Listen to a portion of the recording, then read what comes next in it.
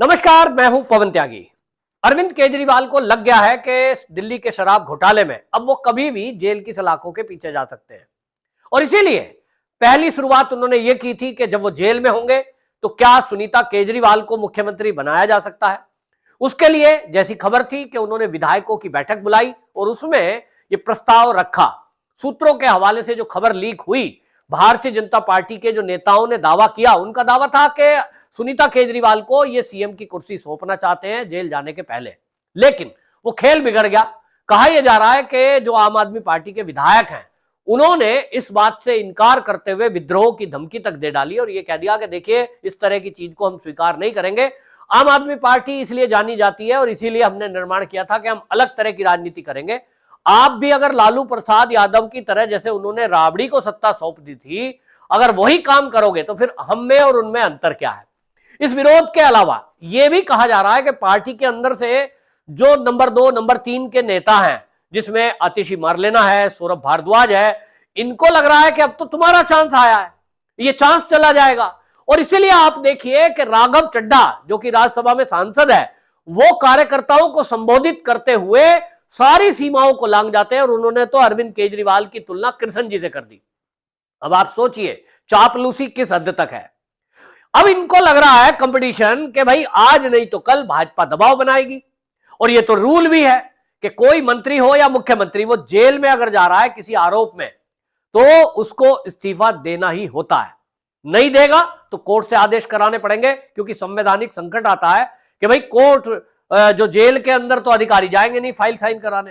हालांकि अरविंद केजरीवाल के बारे में कहा जाता है वो कोई फाइल साइन करते नहीं है, मंत्रालय कोई उनके पास है नहीं, तो लेकिन मुख्यमंत्री हैं भाई, मीटिंग तो बुलाते ही है, तो क्या मीटिंग जेल के अंदर हुआ करेंगी?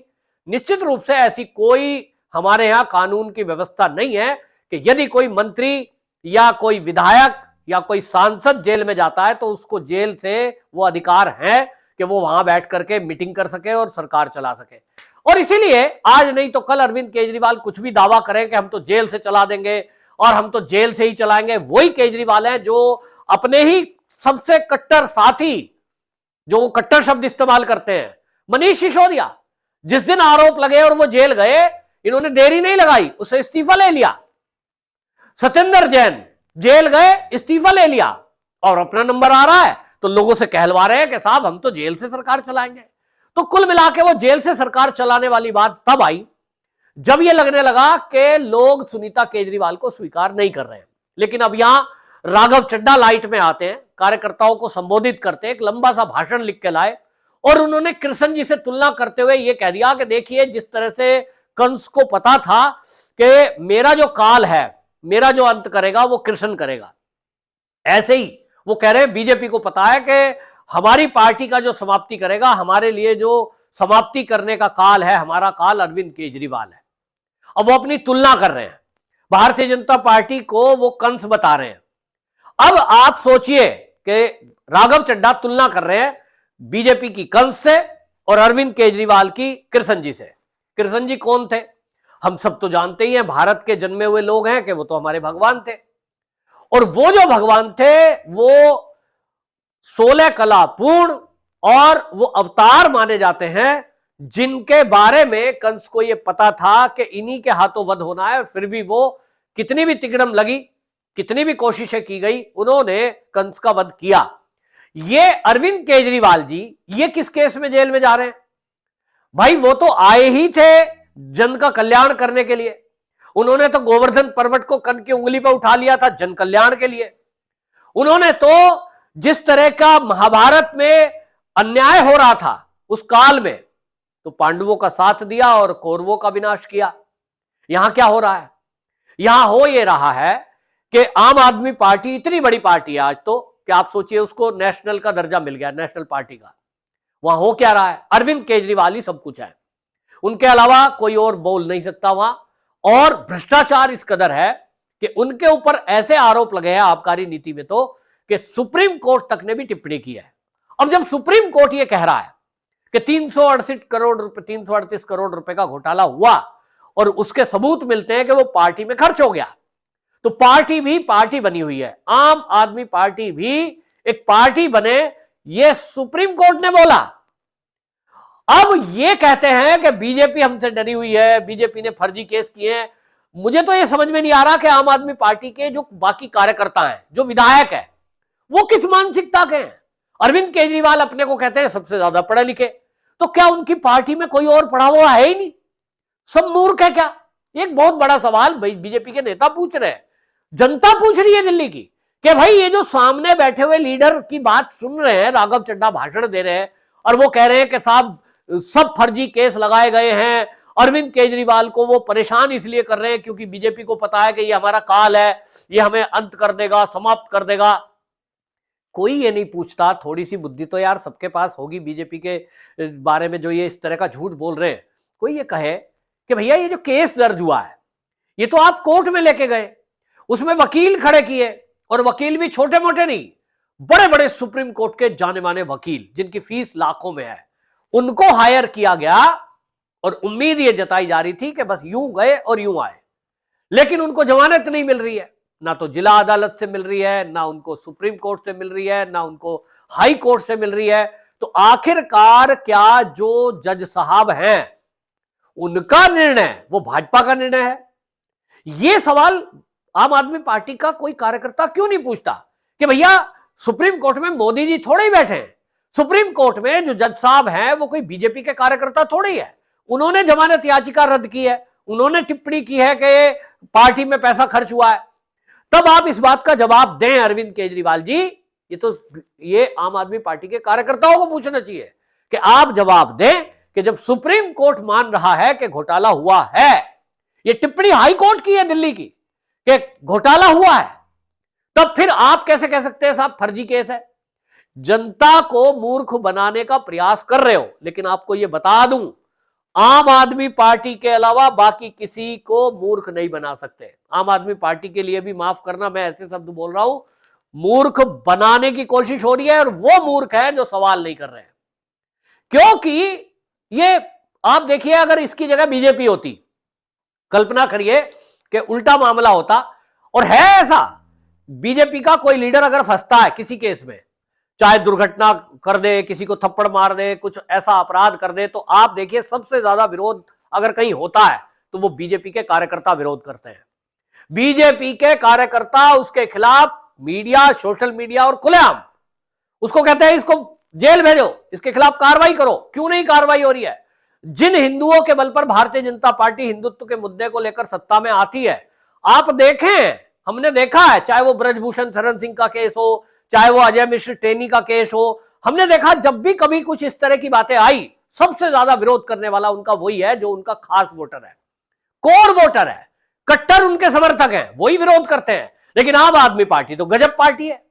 इनके जो कार्यकर्ता हैं उनमें से ही आप देखिए मार्शल रखे गए, उनको कहा गया है कि वादा किया गया कि हम तुमको पक्का कर देंगे। आज वो 10,000 मार्शल नौकरी से निकाले दिए हैं, धरना प्रदर्शन कर रहे हैं। वो कौन है? वो दिल्ली के इनके आम आदमी पार्टी के कार्यकर्ताओं के बच्चे हैं। ये कपिल मिश्रा जो बीजेपी के लीडर है, वो उनके बीच गए और उन्होंने वहां से कहा कि मैंने इनसे बात की है, ये आम आदमी पार्टी के ही कट्टर वोटर है, उन्हीं कार्यकर्ताओं के बच्चे हैं। और आज वो केजरीवाल हाय हाय के नारे लगा रहे हैं, वो कह रहे हैं केजरीवाल ने हमारे साथ धोखा किया।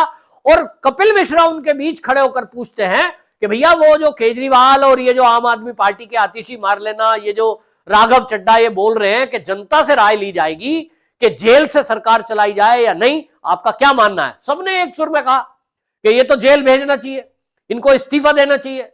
ऐसा कोई व्यक्ति सीट पर कैसे रह सकता है जिसके ऊपर कोई आरोप लगे हो? आरोप सिद्ध ना हो, आप सुप्रीम कोर्ट से बरी होकर आ जाओ, फिर से सत्ता में आ जाओ। भाई अब तो आप लोकतंत्र है, फिर से चुनाव लड़ोगे, फिर आ जाना, अभी तो कार्यकाल भी काफी बचा हुआ है। लेकिन कुल मिलाकर इस तरह की तुलना करके आप देखिए कैसी ताली बटोर रहे हैं।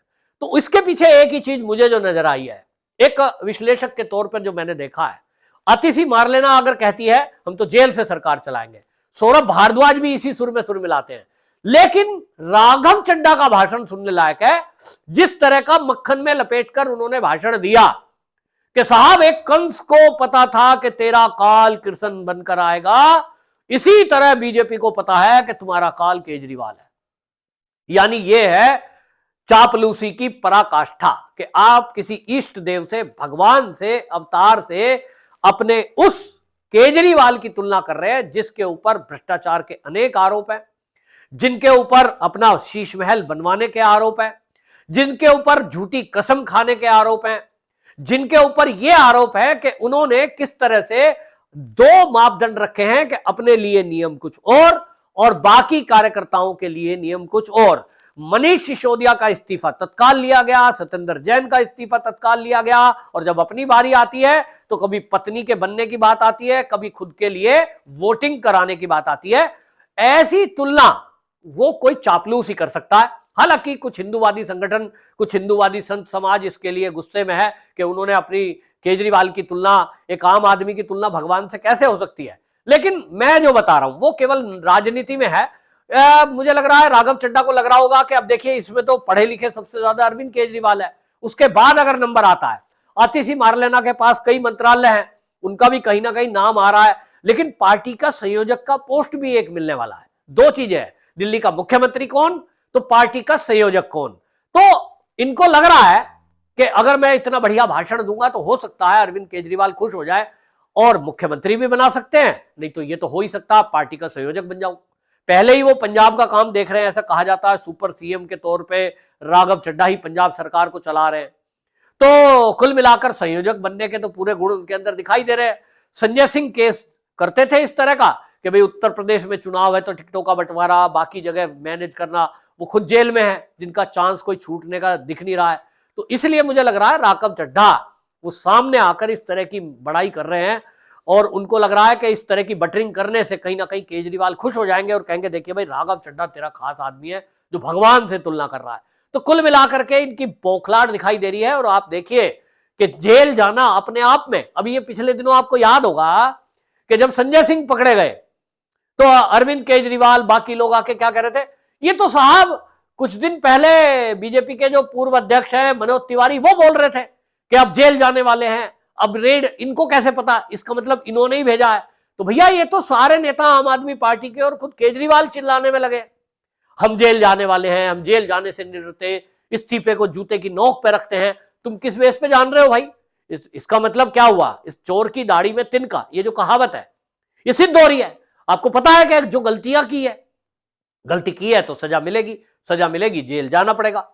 तो ये इसलिए सारी कवायद है। कुल मिलाकर जो खबरें आ रही है वो तो यही है कि पार्टी में पत्नी के नाम पर कोई तैयार नहीं है, और उसके पीछे भी इन्हीं पार्टी के दो तीन नेता हैं, जिसमें आतिशी मारलेना, सौरभ भारद्वाज, राघव चड्ढा। इन तीन को लगता है कि एक तो चांस अब आया है सीएम बनने का, और इसी चांस में अगर सुनीता केजरीवाल आ जाती है तो अपना चांस तो गया। और इसलिए यह सुनने में आ रहा है कि आम आदमी पार्टी में अंदर से ऐसी चीजें करवाई जा रही हैं जानबूझ के कि वो लोग या तो कहें केजरीवाल ही बस जेल से चलाए, नहीं तो फिर कोई नया नेता चुना जाए जब ये जेल में चले जाए। तो ये खेल जेल के जाने के बाद होगा। मेरे पास जो खबरें आ रही हैं दिल्ली के सूत्रों के हवाले से, वो ये बता रहे हैं कि जब अरविंद केजरीवाल जेल चले जाएंगे उसके बाद आम आदमी पार्टी के जो विधायक हैं वो बैठकर तय करेंगे फिर से किसको सीएम बनाया जाए, क्योंकि अरविंद केजरीवाल जब जाएंगे तो लंबे जाएंगे। क्योंकि आप देख लीजिए सत्येंद्र जैन, मनीष सिसोदिया, ये जो लोग गए हुए हैं, एक एक साल, डेढ़ डेढ़ साल हो गया। तो उसके बाद आतिशी मारलेना सबसे प्रबल दावेदार सीएम के तौर पे होंगी, लेकिन राघव चड्ढा से कंपटीशन होगा। सौरभ भारद्वाज तीसरे नंबर पर है, लेकिन ये दोनों हैं जो सीएम की रेस में सबसे ऊपर है। पत्नी को सीएम नहीं बनाया जाएगा, ये तो अंदर से खबर आई गई कि इसको तो किसी पार्टी कार्यकर्ता ने स्वीकार नहीं किया है। तो कुल मिलाकर नाटक नौटंकी जारी है, जेल जाने की तैयारी है और सीएम की कुर्सी के लिए मारा मारी है। आपकी क्या राय है? कमेंट बॉक्स में जरूर बताएं। वंदे मातरम।